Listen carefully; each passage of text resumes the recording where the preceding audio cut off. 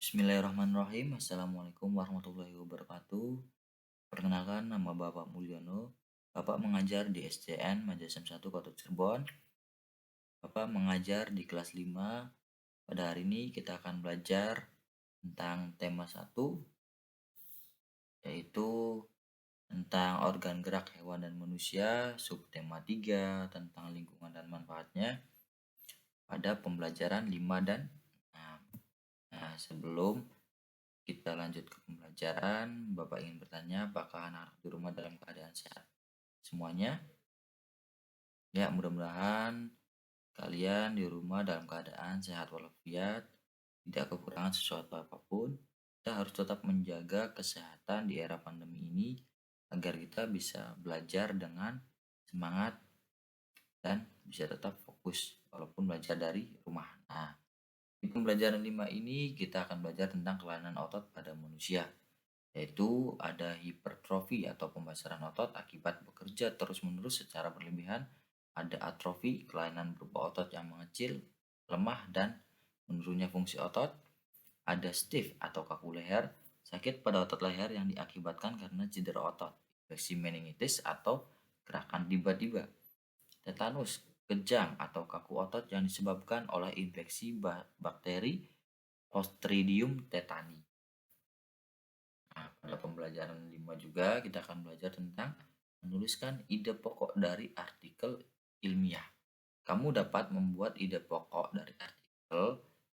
Ayo latih cara menentukan ide pokok dari teks dengan menggunakan tabel atau diagram pohon. Jadi anak-anak bisa cari artikelnya tentang apa saja, bebas, bisa cari di internet atau di Google. Kemudian coba tentukan ide pokoknya menggunakan tabel atau diagram pohon. Kemudian kita belajar tentang ciri-ciri komik, yaitu yang pertama ada dibuat untuk menyampaikan cerita, kemudian proporsional, terus menggunakan bahasa percakapan yang mudah dipahami. Ya, karena komik ini untuk dibaca, jadi bahasanya harus yang mudah dipahami agar si pembaca ini tahu maksud dari cerita komik tersebut atau paham tentang apa yang diceritakan pada komik tersebut. Kemudian selanjutnya dapat bersifat kepahlawanan. Ya, banyak yang komik-komik yang menceritakan tentang kepahlawanan. Kemudian penggambaran watak secara sederhana. Kemudian mengandung cerita humor untuk menghibur pembaca. Nah, pada pembelajaran 6 kita akan belajar tentang penyebab gangguan kesehatan alat gerak atau kelainan. Penyakit kelainan pada otot umumnya terjadi karena bawaan sejak lahir dan infeksi bakteri atau virus. Nah, gangguan kesehatan otot ini dan tulang juga sering terjadi akibat kebiasaan yang salah. Misalnya, membaca buku dengan posisi tidur. Kalau anak-anak sering bermalas-malasan atau mempunyai rasa malas yang sangat luar biasa, biasanya anak-anak ini akan membaca buku dengan posisi tidur. Nah, ini tidak baik ya anak-anak untuk kesehatan otot dan tulang. Kemudian membawa atau memikul beban yang terlalu berat. Nah, kalau jika berangkat sekolah nanti, kalau sudah tatap muka, anak-anak tidak boleh membawa buku terlalu banyak pada tas.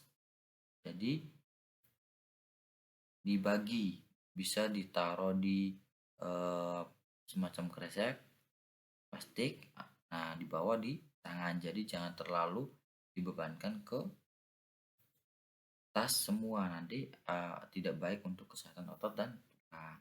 Atau kalau bisa membawa buku seperlunya saja, jangan terlalu berat, atau meminta orang tua untuk membawakannya sampai.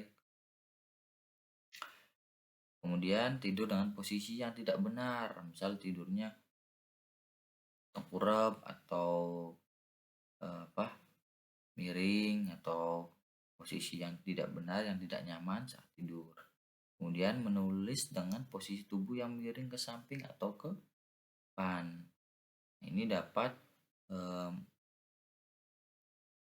mengalami gangguan kesehatan otot dan tulang karena kita tidak benar menulisnya. Jadi kalau anak-anak saat belajar itu menulis itu harus tegak ya, tidak boleh miring ke samping kiri atau kanan atau malah ke depan. Nah, biasanya ke depan nih sering terjadi pada anak-anak. Kemudian berjalan dengan tubuh bungkuk.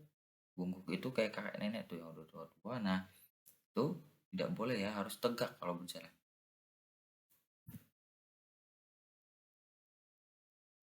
Kemudian membuat cerita pendek atau cerpen berdasarkan ide langkah-langkah yang harus anak-anak lakukan, yaitu yang pertama menentukan topik cerita yang akan dibuat dulu ya sebelum membuat cerpen itu atau cerita pendek. Menentukan topik cerita yang akan dibuat, kemudian menentukan ide pokok dari cerita yang akan dibuat, kemudian membuat kalimat utama yang berisi ide pokok, kemudian menuliskan informasi tambahan ke dalam beberapa kalimat untuk mendukung kalimat utama yang telah dibuat. Selanjutnya, merangkai kalimat-kalimat tersebut hingga menjadi sebuah cerita pendek yang urut. Nah, perhatikan ejaan dan pemilihan kata saat membuat atau merangkai kalimat menjadi cerita pendek agar nanti si pembaca dapat memahami atau mengerti apa yang anak-anak nanti buat. Maksudnya pembuatan cerita pendek itu cerita di dalamnya itu bertujuan untuk apa atau menceritakan apa biar pembaca itu paham. Dia harus memilih ejaan dan kata yang tentunya yang tepat dan ejaan sesuai aturan EYD atau ejaan yang disempurnakan. Nah, langkah-langkah membuat komik. Ya, komik sebelum kita belajar langkah-langkah membuat komik, kita harus tahu dulu apa sih pengertian komik itu.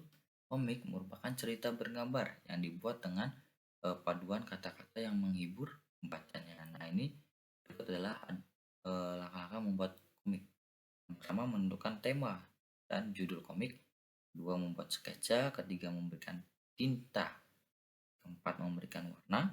Dan yang terakhir, itu yang kelima, membuat teks pada komik yang ditulis dalam bentuk balon kata di dekat gambar. Nah, perhatikan gambar-gambar berikut. Nah, ini langkah-langkah sederhana dalam membuat komik. Pertama, pembuatan sketsa. Ya.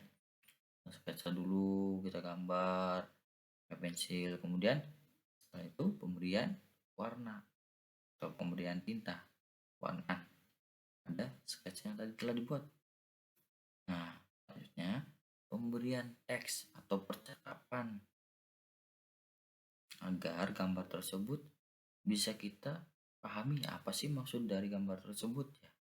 Kalau nggak ada tulisannya kan kita tidak bisa mengerti maksud dari gambar tersebut atau cerita apa sih yang sedang diceritakan pada gambar tersebut ya. Nah, sekian saja pembelajaran kali ini. Kurang lebihnya Bapak mohon maaf, Bapak akhiri. Billahi taufiq wal hidayah. Wassalamualaikum warahmatullahi wabarakatuh.